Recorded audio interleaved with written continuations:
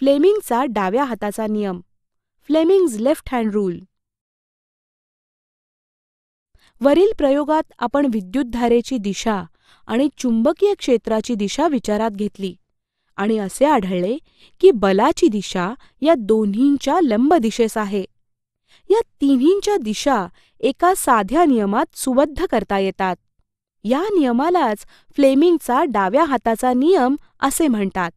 या नियमान्वये डाव्या हाताचा अंगठा, तर्जनी व मधले बोट एकमेकांना लंब राहतील अशी ताठ करावीत.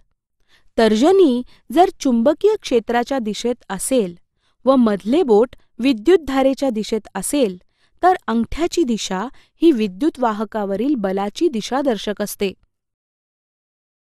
करून पहा.